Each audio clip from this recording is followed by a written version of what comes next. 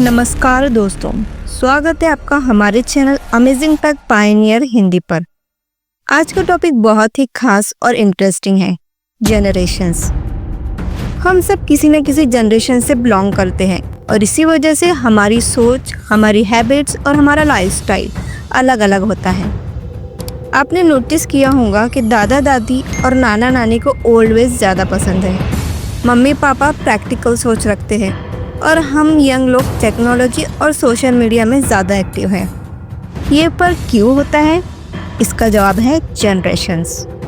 आज हम आपको 10 जनरेशन के बारे में बताएंगे, लॉस्ट जनरेशन से लेके फ्यूचर के गैमा तक। और सबसे आखिर में हम डीप डिटेल्स में बात करेंगे 3 करंट जनरेशन पर, मिलेनियल्स, जेन जी और जेन अल्फा। तो चलिए शुरू करते हैं। Quick overview of 10 generations. Lost generation 1883 to 1900 world war first के दौर में यंग हुए। इन्हें जनरेशन ऑफ 1940 भी कहा जाता है।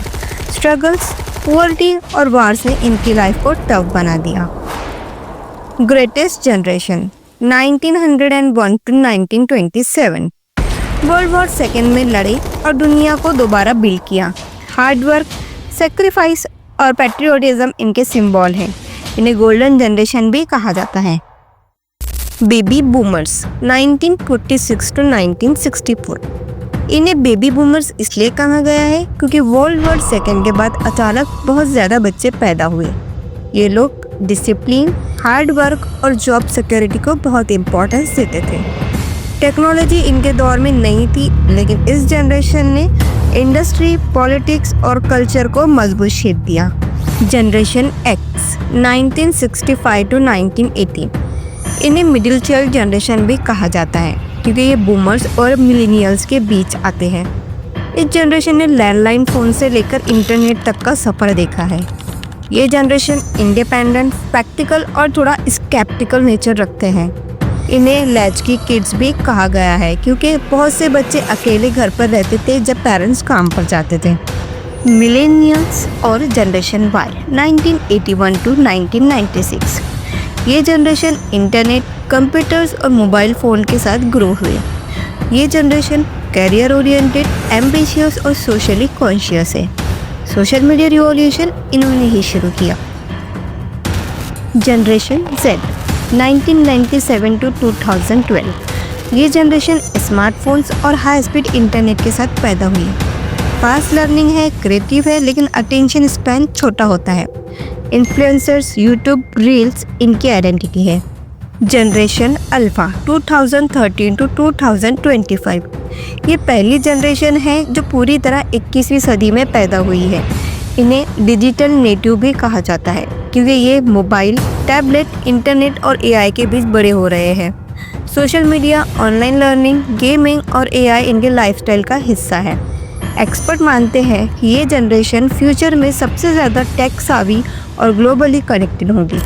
जनरेशन बीटा 2025 टू 2039 आने वाली जनरेशन फुल्ली एआई, होलोग्राम्स और वर्चुअल लर्निंग से जुड़ेगी। जनरेशन गैमा फ्यूचर कॉन्सेप्ट अभी तक ऑफिशियली जनरेशन गैमा नाम कंफर्म नहीं है। रिसर्चर्स कहते हैं कि अल्फ़ा के बाद 2025 से शुरू होंगी जनरेशन बीटा और फिर आगे चलकर गैमा और डेल्टा जैसी जनरेशन आएंगी। इसका मतलब है कि आने वाले बच्चों की आइडेंटिटी भी नए सिंबल और साइंस पर आधारित होगी। Explanation of current generations.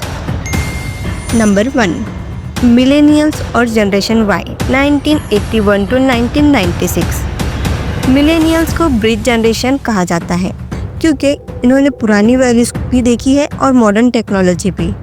Childhood में आउटडोर गेम्स, कार्टून्स और फैमिली बॉन्डिंग स्ट्रॉन्ग थी। यूथ में कंप्यूटर, इंटरनेट और सोशल मीडिया का राइज देखा। करियर ओरिएंटेड है लेकिन वर्क लाइफ बैलेंस को भी इम्पोर्टेंस देते हैं। ट्रैवल, लाइफस्टाइल और एक्सपीरियंस पर ज़्यादा खर्च करते हैं, सिर्फ एसेट पर नहीं। इमोशनल इंटेलिजेंस और ग्लोबल अवेयरनेस इनकी ताकत है। एग्जाम्पल 90s किड्स जिन्होंने कैसेट प्लेयर और वॉकमैन से शुरुआत की, फिर नोकिया, ऑरकुट, फेसबुक और अब आईफोन और एआई तक का सफ़र देखा। Number 2, generation Z 1997 to 2012 generation Z को डिजिटल नेटिव कहा जाता है। इन्होंने कभी बिना इंटरनेट और स्मार्टफोन की दुनिया नहीं देखी। नॉलेज, इंटरटेनमेंट और सोशल लाइफ सब कुछ ऑनलाइन है। क्विक लर्नर्स और टेक सावी है, लेकिन अटेंशन स्पैन छोटा है। सेल्फ एक्सप्रेशन और इंडिविजुअलिटी इनकी आइडेंटिटी है। ये जनरेशन बहुत जल्दी ट्रेंड पकड़ लेती है और उतनी ही जल्दी चेंज भी कर देती है। करियर के मामले में इंटरप्राइजिंग है। बहुत से यंग यूट्यूबर्स, इन्फ्लुएंसर्स और स्टार्टअप फाउंडर्स इसी जनरेशन से आते हैं। एग्जाम्पल, आज के स्कूल और कॉलेज स्टूडेंट जो कोडिंग, गेमिंग और यूट्यूब कंटेंट क्रिएशन से ही पैसा कमाते हैं। Number 3, generation alpha 2030 to 2025। Alpha सबसे यंग और प्योर डिजिटल जनरेशन है। ये बच्चों ने कभी फिजिकल टॉयज से ज़्यादा नहीं खेला, बल्कि टैबलेट्स, स्मार्टफोन्स और स्मार्ट टॉयज इनके साथी हैं। AI, रोबोट्स, एलेक्सा, सीरी और चैटबॉट्स इनके प्लेमेट्स जैसे हैं। अर्ली लर्निंग ऐप और ऑनलाइन एजुकेशन इनकी चाइल्डहुड का हिस्सा है। क्रिएटिव और टेक ओरिएंटेड है, लेकिन रिस्क ये है कि रियल लाइफ सोशल स्किल और आउटडोर प्ले कम हो रहे हैं। बाय 2030 तक ये टीनेजर्स बनेंगे और पूरी तरह AI इंटीग्रेटेड एजुकेशन सिस्टम में रहेंगे। एग्जाम्पल, 5 से 10 साल के बच्चे जो कार्टून यूट्यूब पर देखते हैं, एलेक्सा से बातें करते हैं और कोडिंग बेसिक स्कूल में सीखते हैं। कंक्लूजन, तो दोस्तों ये थी जनरेशन की पूरी जर्नी, लॉस्ट जनरेशन से लेकर फ्यूचर गैमा तक। लेकिन आज की दुनिया को शेप दे रही है मिलेनियल्स, जेन ज़ी और जेन अल्फा। मिलेनियल्स ने टेक्नोलॉजी और सोशल मीडिया का बेस रखा। जेन ज़ी ने क्रिएटिविटी और स्पीड से दुनिया बदल दी।